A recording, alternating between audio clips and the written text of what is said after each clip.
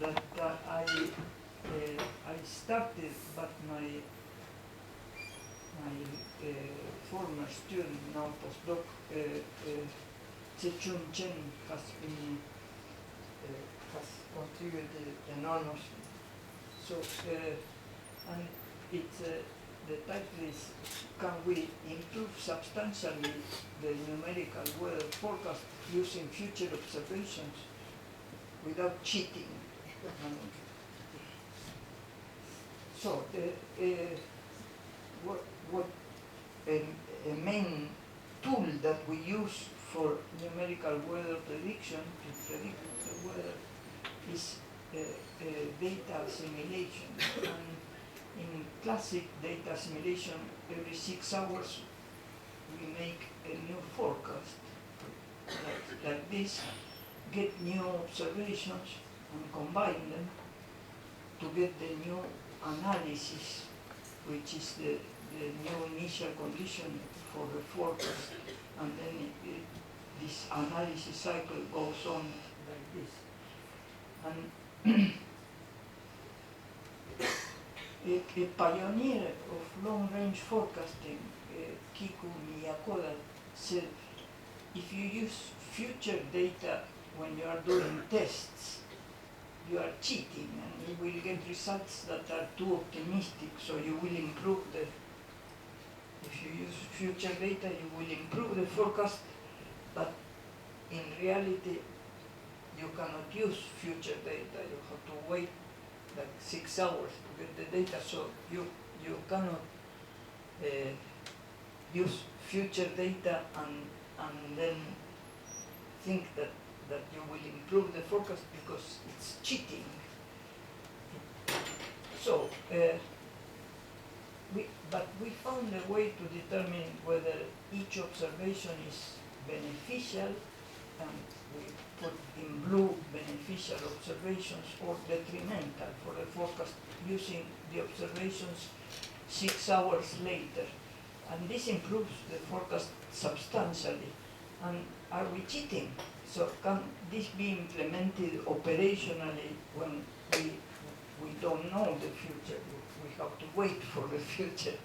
So the answer will be yes. So in data assimilation, data assimilation has improved so much that new applications are being done, and one is to improve the observations, and that's what I'm going to talk about that. And the other is to also improve the model. So when we showed how to identify and delete detrimental observations to improve the analysis and the forecast, and the idea is to use future observations to quality control the current observations. So many observations are beneficial, blue, and they improve the 6-hour forecast. So among the observations, we get many that are beneficial at t equal to 0, and that means that the model will have better initial conditions and improve the 6-hour forecast will be better. But some observations, actually many, are detrimental, and they make the forecast worse. So not only beneficial but detrimental observations are obtained, and at the beginning of the analysis and the forecast, which is at time t equal to 0. But how to identify and delete detrimental observations? We don't want to use this, the detrimental observations. So we can wait 6 hours and then use the observations that come 6 hours later, and consider this new analysis as the truth. And then this allows us to use something which we call ensemble forecast sensitivity to observations to determine whether each observations at the previous time t equal to 0 is make the 6-hour forecast better or worse. So far we are using future data, which is cheating, but this is only temporary, as you will see. So once we know that an observation is detrimental, we throw it away instead of using it, and only assimilate the observations that are beneficial. So, and then we repeat this cycle again and again, having estimated which observations are detrimental or beneficial. So, what is very important is that the final analysis, which is obtained after throwing away the detrimental observations, is done again and again, and so in each time we don't use detrimental observations, we benefit the system, we improve the forecast, the analysis, and the model forecast, and then as the cycle goes on and on and on, each benefit accumulates because we threw away many bad observations that would have made the forecast worse. So, as a result, in this cycle that we go on and on, both the analysis and the model forecast improve substantially, as I will show you in an example right away. And this is just a drawing of all the observations at a certain time, and the impact on the forecast, whether they help or they are detrimental, is colored blue if it is beneficial, or red if it is detrimental. And the size is the total energy of the error that gets improved or made worse. So a large blue observation is helping a lot the forecast, and a large red observation is making the forecast much worse. So we did we had difficulties using the computer system that's used operational because we don't have access. It's a very high security system.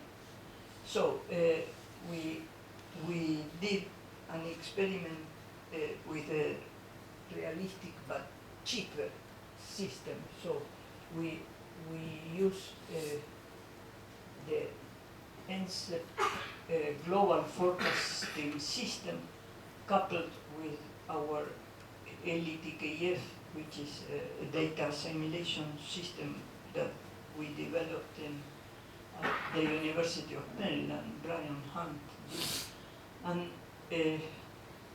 And this has a lower resolution, so it's a very efficient system, and we use all the data called prep buffer, which does not include radiances, but it includes everything else, and we verify with the climate forecast system reanalysis, or CFSR, which is completely independent. So we verify whether the forecast is good or not, and how much error energy each observation produces. So it's an efficient but realistic system based on the NCEP former global forecasting system.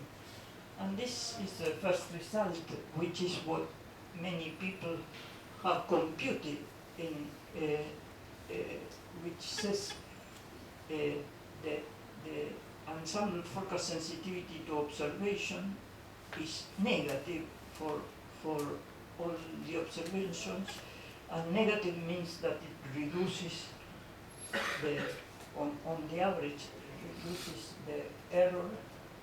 So, and the most beneficial of all the observing systems are the satellite winds and then the rewind zones and so on. And actually the surface, the other observing systems are less impactful, and actually the surface, the set of surface pressure systems are actually slightly detrimental, essentially zero. So we cycled over a month using proactive quality control, which means take away the observations that are detrimental, and that accumulates. Every 6 hours we improve by taking away the detrimental observations, and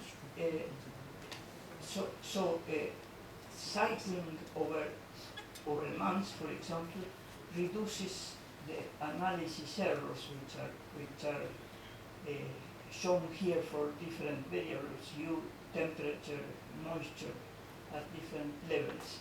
And so the results are very encouraging, because the analysis is improved globally for every variable. But if we plot, we tested whether it was better to, about 50% of the observations are detrimental. So should we eliminate all the detrimental observations, 50%, or just 10%, eliminate the 10% most detrimental? And the results show blue is eliminating 10%, and we get that it reduces the error very substantially. But red is 30% and green is 50%, so it's actually better to drop all the detrimental observations. So rejecting more detrimental observations up to 50% improves the forecast. And this is probably the most important result. What we show here is the average of the accumulated improvement made with the past observation, so without using future data. So we get a large reduction shown in blue of the due to the accumulation every 6 hours of the proactive quality control correction. And this is what we would get if we used the next one, which involves using future data. So this is all past. This is all data that has been passed, and this is the latest current proactive quality control correction. And as you can see, it's essentially negligible compared to the accumulated. So not doing the current correction doesn't make almost any difference. So the impact of the current proactive quality control correction is negligible. So we don't use the current correction and we don't need to use future observations. So, since we are not going to use future observations to correct the present analysis, we don't need to use future observations. So we can use proactive quality control in operations, just neglecting to correct the last one, which is totally negligible compared to the accumulated one. So the result is that we don't need to use future observations, and proactive quality control can be put into an operational system. So these are some more results that show the improvement of the forecast, and we show the error measured as the distance to the dashed line on the left. So if red means the error for the velocity u at different levels after we use PQC, so after we correct for eliminate the detrimental observations, and blue is the control, and you can see that it's significantly smaller, and this is 1 day forecast, and again the 1 day forecast from the PQC, proactive quality control, is significantly lower. But this is in the northern hemisphere. In the tropics and in the southern hemisphere, actually the improvement is larger. For example, the 1 day forecast from the proactive quality control is as good as the analysis in the previous without using proactive quality control, and same with the southern hemisphere, because they have fewer observations than this. So it improves everywhere, but especially in the tropics and in the southern hemisphere. And to our surprise, people had told us to expect that the bias would get worse, but it didn't get worse, it got better also. And so everywhere the errors are reduced, the values are reduced, so that the bias in the forecast and the analysis is reduced. So and in the northern hemisphere, with many observations, the reduction of the bias is small, relatively speaking, but the PQC is in the tropics and southern hemisphere, the PQC proactive quality control bias is lower than the control analysis.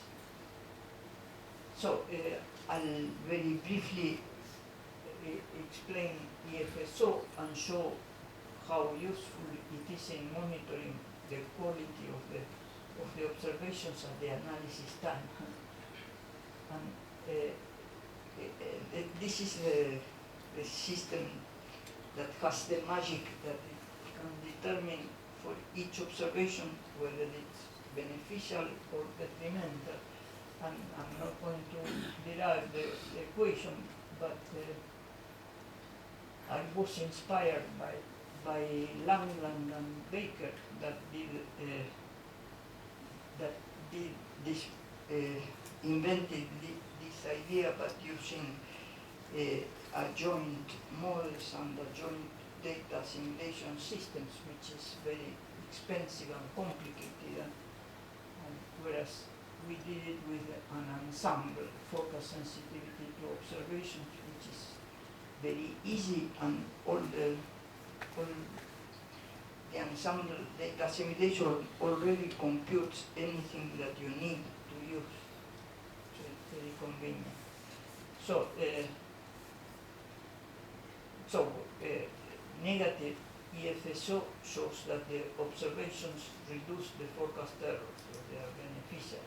And it's very efficient. The matrices above are already computed by the ensemble common filter, and there is no need to repeat the analysis without the detrimental observations, because the PQC itself tells you how you should change the analysis. So it's a very, very good thing. And so here is another application of monitoring quality control, and we use 1 month of data for 2 experiments, 2012 and 2017. And this is for 2012, and here we plot EFSO here, and if it is less than 0, for each observation, how much, what's the impact on the observation. So if the observation error, so if all the observations that are plotted here are beneficial because they have negative EFSO, which means the observation will reduce the error. And for example, here you can see Ray-Winsons, and Ray-Winsons are very beneficial, but there are these ups and downs every day, and that's every 6 hours actually. And that's because the Ray-Winsons are flown, are launched every 6 hours at 0, but most of them are launched at 0 and 12, and a few are launched at 6 and 18. And that's why the ones that are very abundant at 0 and 12 are the ones that are very negative, and the ones that only reach this place are launched at 6 and 18, and since there are fewer, much fewer, they don't correct so much. But so we have many very good observations, like Ray-Winsons, GPS, RO, aircraft are the bottom ones here. But we can also see that there are observations that not all the time, but frequently have detrimental episodes. And especially we discovered that MODIS winds, which are winds measured with the radiant instrument called MODIS, they have frequently, and these MODIS winds are used to create winds in high latitude where other satellite data that doesn't reach. So we found that frequently there would be, with this color wind green, there would be episodes of being detrimental, and also there are several others. So with Tse-Chung Chen thought we could help the people that make created the MODIS winds, which are a very good idea, to see if we could identify why there was a bias, and sometimes the observations were very detrimental, not just detrimental. And so we found he plotted the EFSO, blue or red, and depending on the direction of the wind, westward, poleward, eastward, equatorward, and so on. And he found that these are different types of instruments, and for example, here, and here, for the U wind, he plotted the innovation, the difference between the observation minus the predicted wind. That's called O minus V, observation minus background of the forecast. And he found that if for the U wind, if the background, if the U wind according to the observation should be stronger, then the modest winds were detrimental. So this reddish is detrimental. And similarly, for the V wind, it's the opposite sign here. So there are very clear biases. And we provided it to the producers of this, and I'm not sure exactly what happened. We stopped interacting with them, but it's an obvious having this EFSO that tells you for any instrument when does it become bad, should help to correct the instrument. And for example, for the standard atmospheric winds, the ghost winds and both the observation minus the background, it doesn't matter what it is, it's always beneficial. So we only see blue.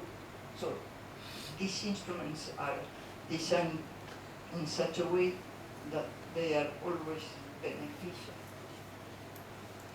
And here is an average of the impact of all the railway zones in the world, and we found that there were two stations, railway zone stations in India that were detrimental in this month's period, and they must have noticed that because they were since replaced by some Korean railway zones according to the guy. So any type of observations, it will tell you whether it helps or hurts, and that is tremendous use. And also for satellite data, this is a plot in 2018 of the instrument HERS, which is perhaps the earliest instrument that measures radiances in different channels, and all of these channels are beneficial, but there is a channel here that is very clearly detrimental, and it has been detrimental always, and it has always been used. And it turns out that this channel is shared by, this channel is shared, this Hertz channel 13, that's in here as this frequency, the wavelength, the ghost 13 also has it, and ghost 15 also has it, and so it's being used for many years, and even this method can also find the detrimental or beneficial channels for the hyperspectral channels that are not tested channel by channel because there are too many channels.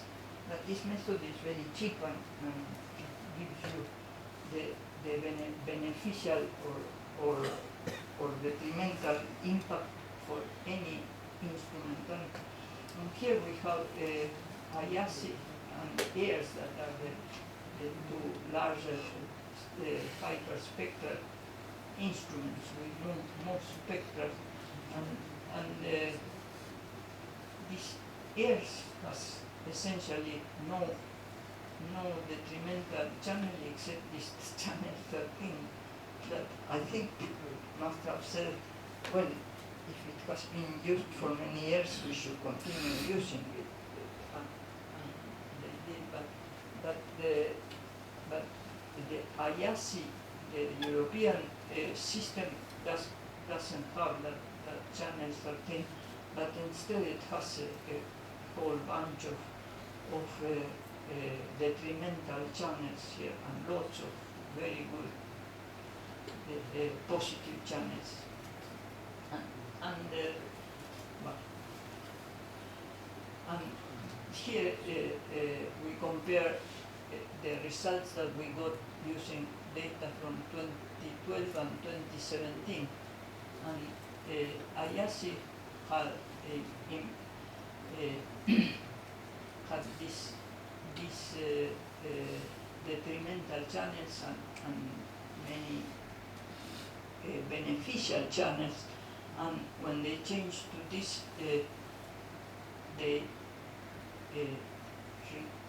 increased substantially for example here the number of beneficial channels, but they still kept or increased one of these others. So this is obviously very useful, and AIRS remains the same because it didn't change. And HERS still has the detrimental channel 13. So and this is the newer hyperspectral instrument, and it has an enormous amount of beneficial channels, but it also has a huge number of detrimental channels. And these colors are the channels impact on where is the negative impact, and it seems to be over the ocean in the southern hemisphere. So Zechun created a browsing tool where you choose the location, the time, the instrument, and instantly get the impact. And for this one, it's mostly beneficial. And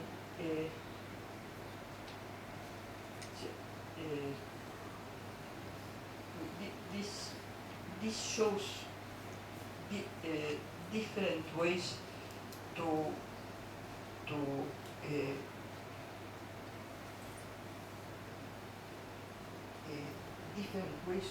correct.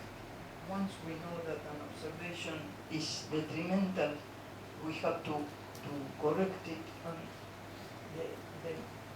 what we all thought before Zechun did these experiments is that we had to redo the analysis, take away the bad observations, and since everything interacts with everything,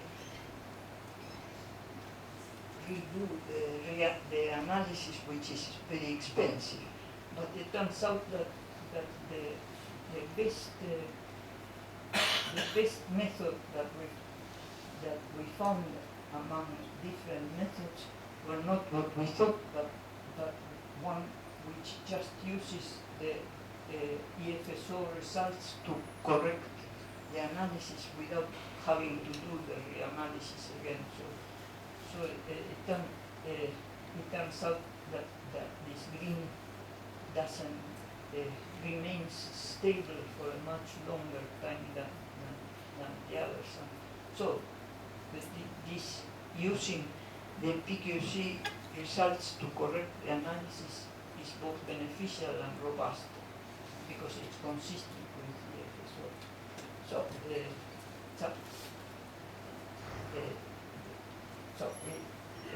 are using advanced data simulation to improve both the model and the observations.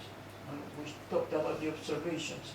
And at t=0, we use future 6-hour observations to create an analysis to estimate the truth. And we perform, well, let me not go over it. I was wondering if you are all asleep or I could do a very short. Could you help me? I would like to put the Leviathan first.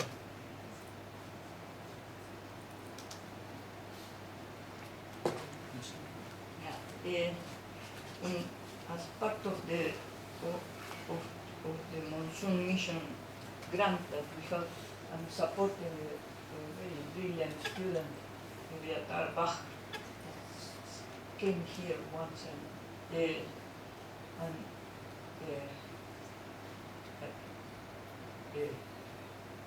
me talk about what he has done. And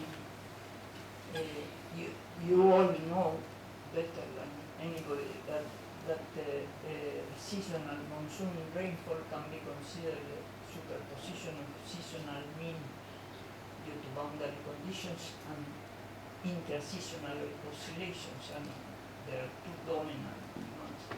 And the intra-seasonal oscillation characterize the active and break phases of the monsoon and regional rainfall patterns. And the super expert. So these are plots of the dominant mesos. And so we wrote that we would like to.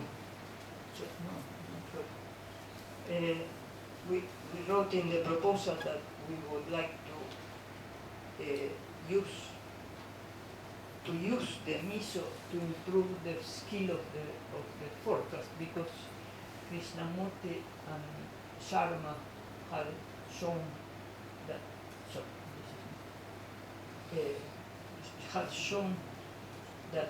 the state-of-the-art CHS system predicted meso very badly, whereas the data-driven method predicts meso better. So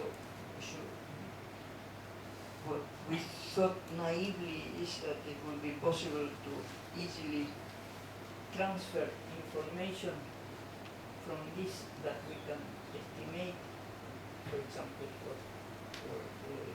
several months, accurately and improve this. So, unfortunately, it turns out that although we can estimate and predict without a model, just from the data, the meso, it's essentially, it was considered essentially impossible to correct the model with that. So Leviathan decided to test a new idea and try to do a correction of the ensemble oscillation. And so the oscillatory modes are much more predictable than the overall time series and forecasting methods have been developed for individual modes, but there is no way to go backwards from the reconstructed component to the original time series. So how do we use forecast of the reconstructed components to improve the prediction of the full time series? And generally in ensemble forecasting, it's better to use as many ensemble members as possible, but some ensemble members may be worse than others, and so we should use the better ones and not the less good ones, ensemble members. So the idea is that for the ensemble mean, we use only, we compute the ensemble mean at every assimilation step using only the ensemble members whose oscillation is close to that of a data-driven oscillation forecast. And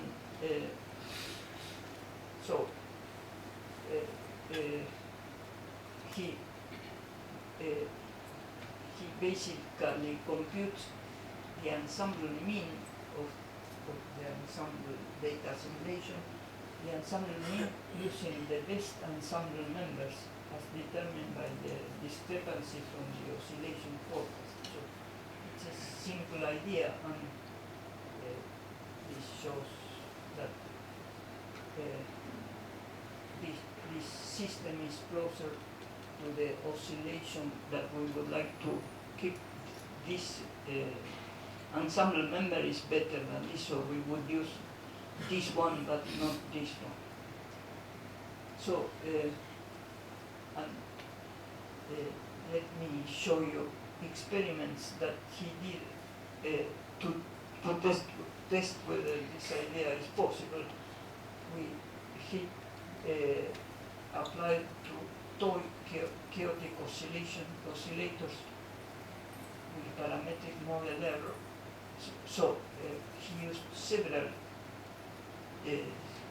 toy size chaotic stochastic oscillators.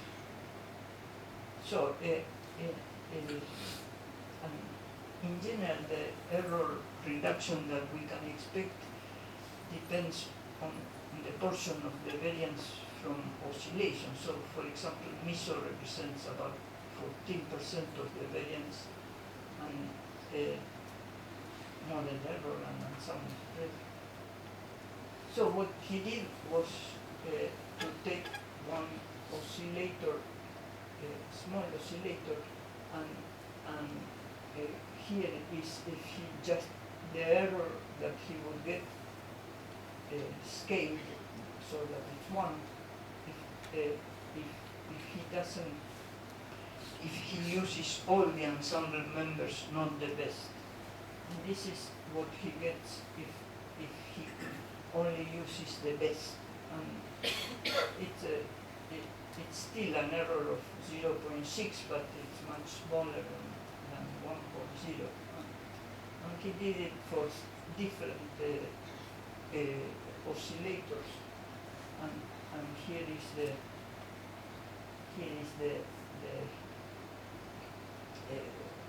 for the Rosler system, again, it reduces from 1 to about 0.8 error, and another Chua system from 1 to 0.8 again,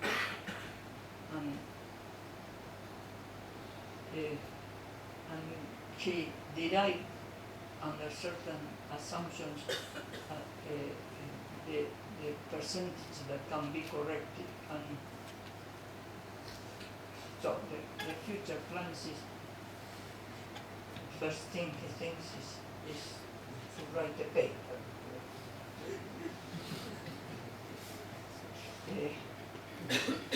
And then test ensemble oscillator correction method with the Indian monsoon and MISO, and use the IMD gridded rainfall data to run SSA and the prediction of mesos, and using an ensemble of CFS runs implement ensemble oscillation correction at different lead times.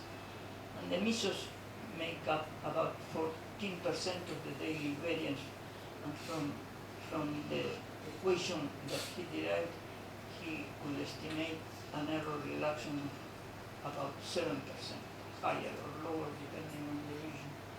And it could improve also other variables too, because correcting the potential, the precipitation should improve the potential electricity field. And in addition, he wants to use machine learning,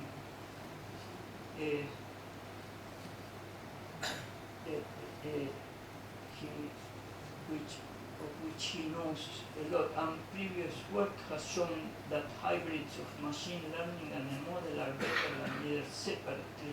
So the idea would be to use the data assimilation formalisms to optimally combine the forecast of the model and machine learning, and it has potential to improve the monsoon rain forecast, not 50%, but perhaps 7%. So could you put the last one? This one will be really short.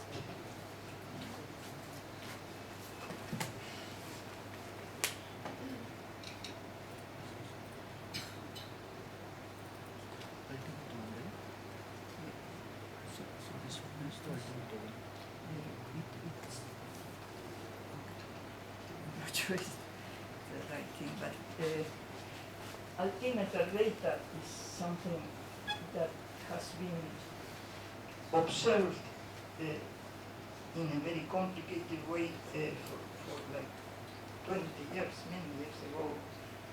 It was observed, but it has not been assimilated because it's difficult. So a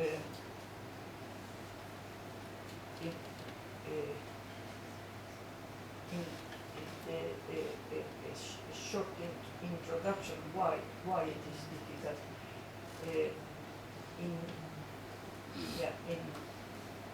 In the altimeter data is the same as the measured sea surface height, and it's usually corrected into a sea level anomaly that, and then they assimilate this variable, but the correction is done by subtracting from the altimeter data the mean dynamical topography from a long model integration, and assimilating the sea level anomaly with this correction has not worked well. So Chenda is dream is to assimilate directly the altimeter data and instead of the sea level anomaly, and it's difficult, but there are lots of observations. This shows the typical distribution in one day of the altimeter data from 3 satellites. So it would be great if we could. And so he did several experiments, and he started treating the altimeter observations as a surface observations, which makes a lot of sense. It tells you where the surface is, and it's at the, so you anchor it at the surface. But the results that he got these are results over 1,000 meters almost, and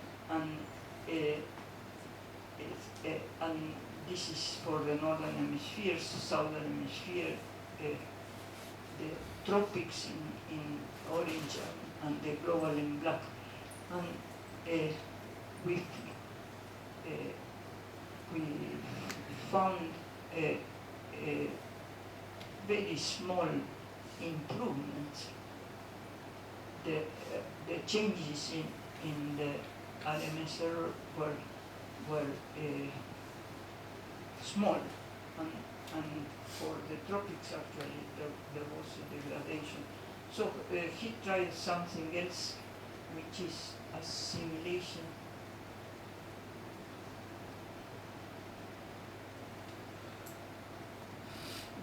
Which is assimilation. Let me skip that, but the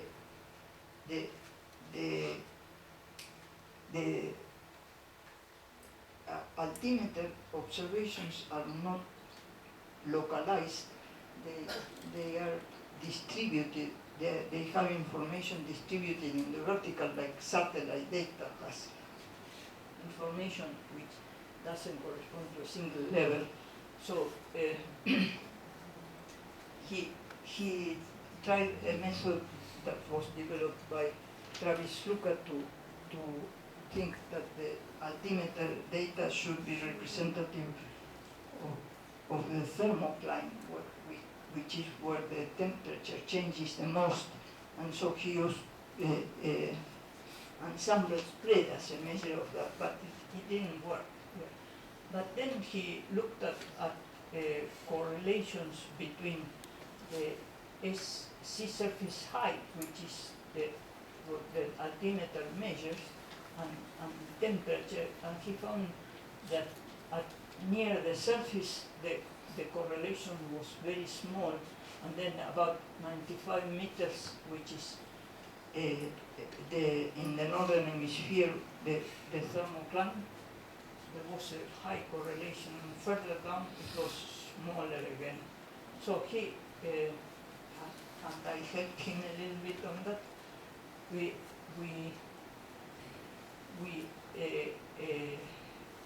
did experiments of different correlations on the results, and decided that it was that we should use. It makes sense that if the observation of if two quantities are slightly strongly correlated, then that instrument should be used for that level. So that's the basic idea that we did. We chose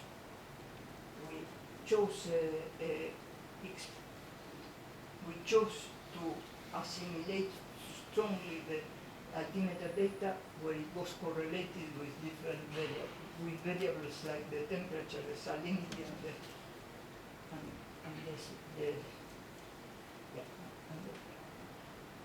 so the results, these were different results that we got with different methods.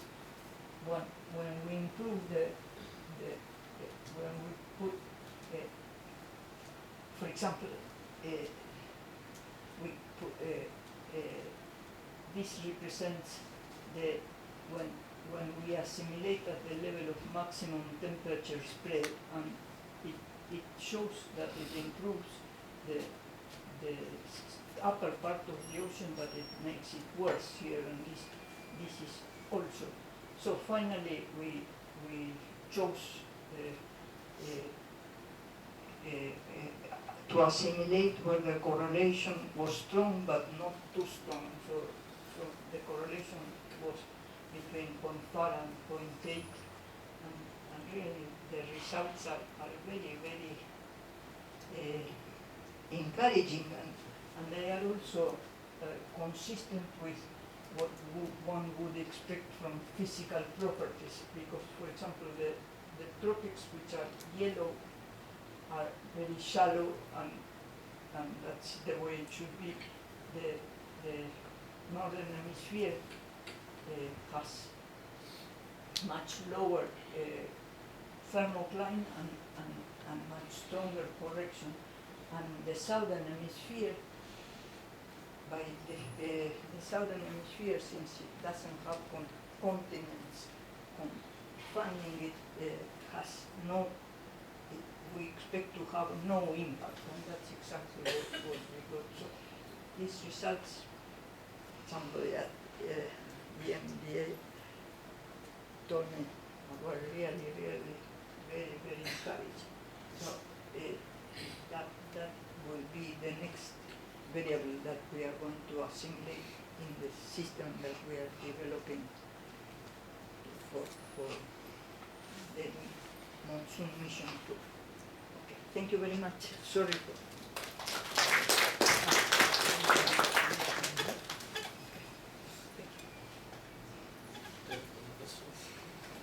You would like to take some questions from the audience?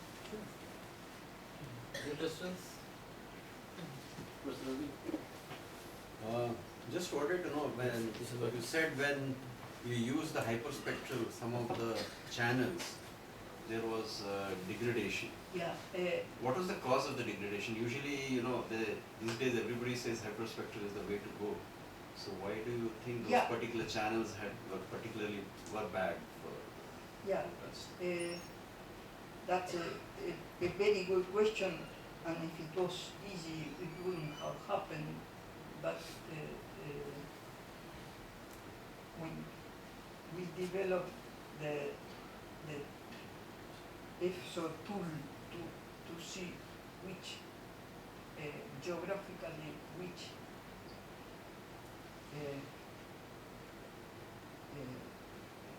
degradation corresponds to what place, and for example we can tell the instruments makers and the ones that develop the algorithm for the assimilation that it's not working like in Australia and in the Pacific Ocean, in the tropical Pacific, but it's beyond, I don't know what, but it's just amazing that channel 13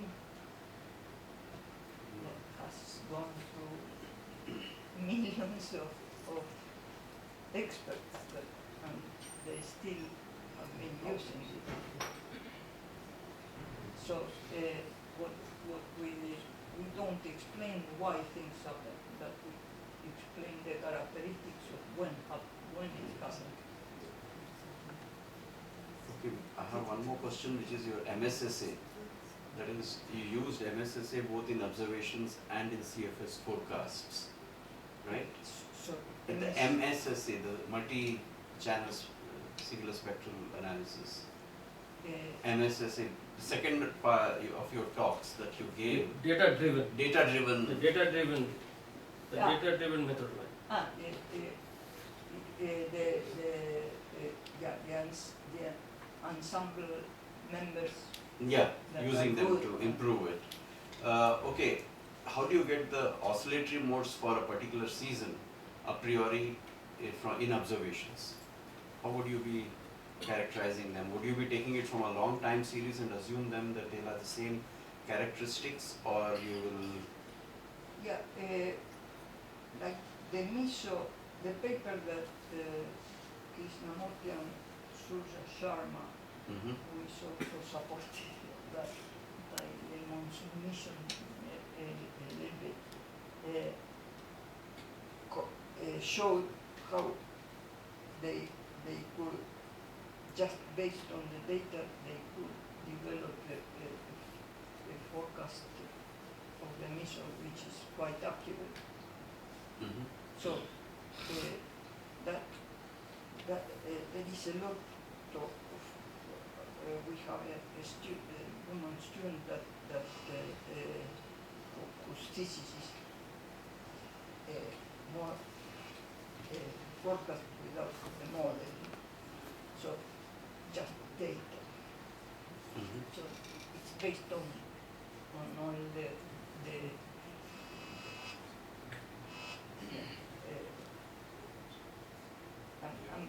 I'm not as familiar as I should be, but people have developed ways to in the same way that we look like we do principal components, to extract information about that. One can do that in space and in time, and to extract information that allows you to predict without the knowledge,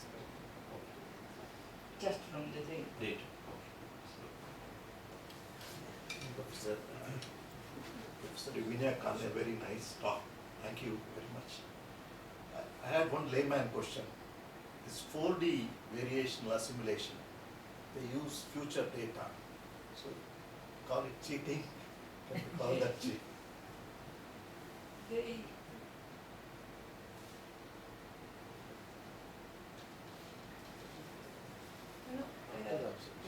They go from t minus 6 to t equal to 0. So Yeah, in that sense, though you might be starting at t equal to minus 6 or minus 12, yeah, but yeah.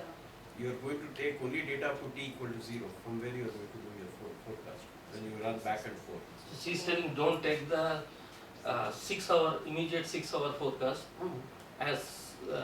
No, whatever, I'm just giving an example. That's what. So, no, you are going to, when you do your 4D wire, you are going to start previous to the time Yeah, when you are going to start your assimilation.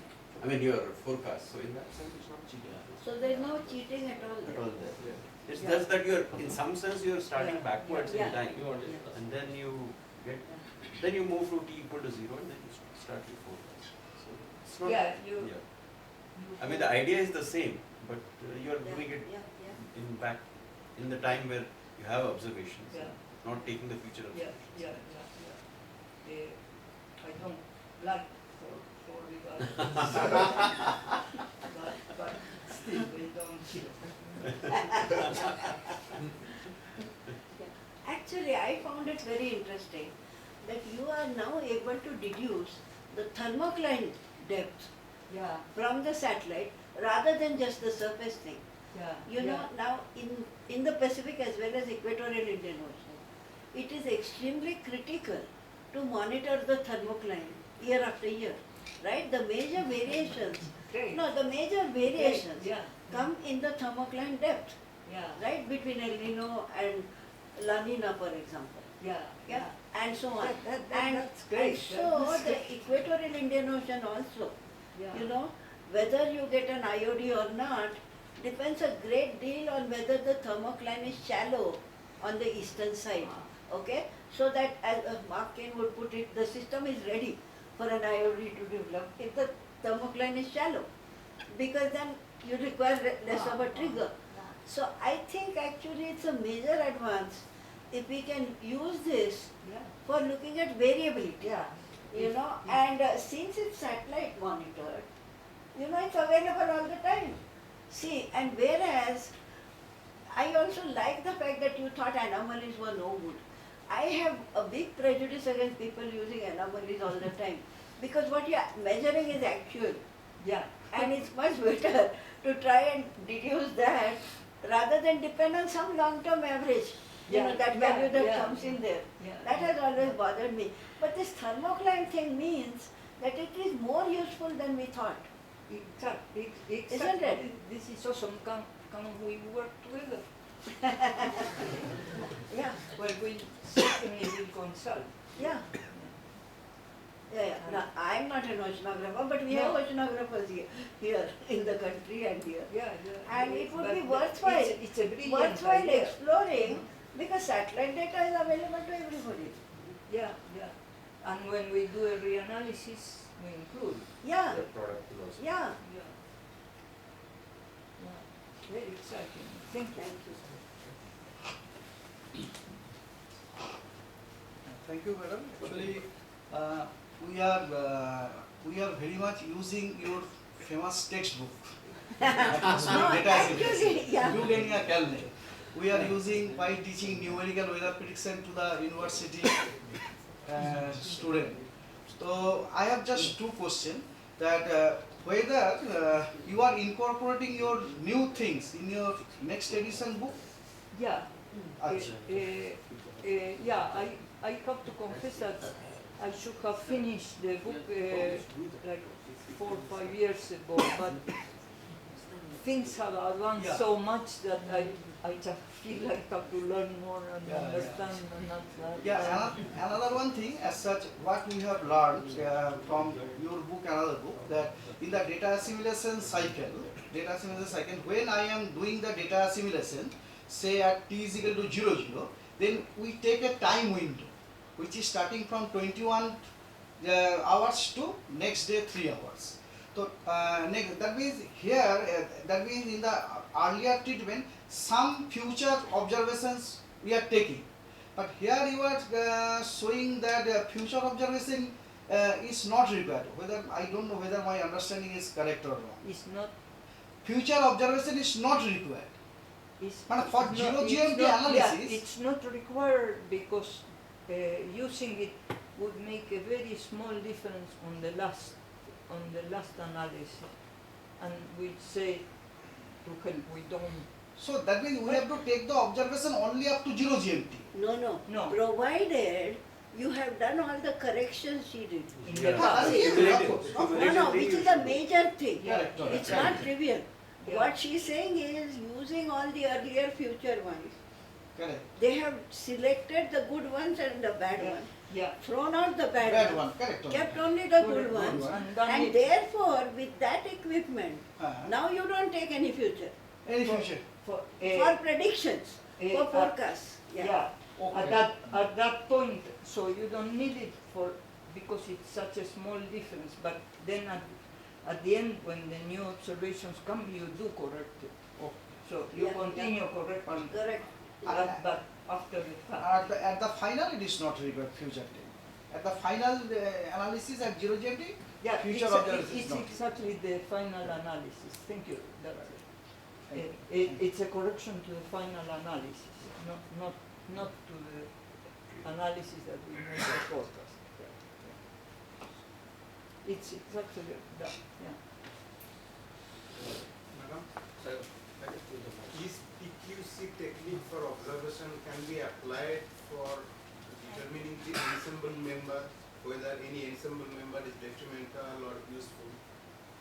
That's a very good suggestion that should be explored. I would think that we should use it more.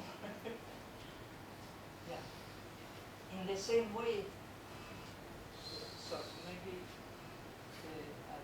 I just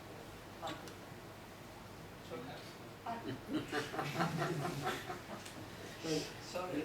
It's on or Actually, I've had long discussions with a very famous guy, Michael Gill, and he didn't like for years that we were throwing away the bad observations because she said every observation should be used. And Now we are getting into philosophy. I think he finally accepts that the results show that but it is like if you feel observations are Gaussian and they are Gaussian errors, you have to use all of them to get the best estimate. But here you get that the observations will make the forecast worse. Yeah, another thing, another dream that we have is to actually it's a Chun Chen and I have been thinking to implement the proactive quality control into the coupled model, both for the ocean and the atmosphere. And we don't know exactly how to do it, but he feels it can be done, and it would be great, for example, for the CFS.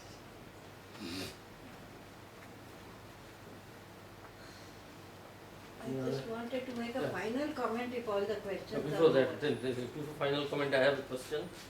In data-driven method, what you showed, So, in data-driven Data-driven. data-driven Yeah. prediction of oscillatory modes, yeah, it seems that the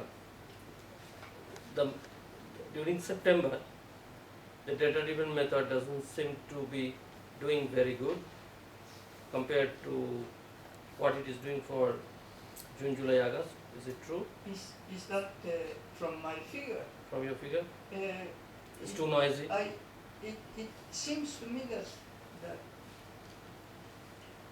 the errors grow with time, but instead of growing like this for like the CFS, they grow like that. Okay. No, That makes sense. I don't know. I couldn't tell from that single figure. Yeah, Why would you? I mean, That you had a no, so my, interest. my, So it's accumulation of errors. Because No, you're I mean- starting always around June. it was looking so nice till the month of August, right? For, Yeah. right? And then when in the September it becomes kind of noisy. I Even see. in the data-driven, I see. forget the CFS. You just your data-driven thing.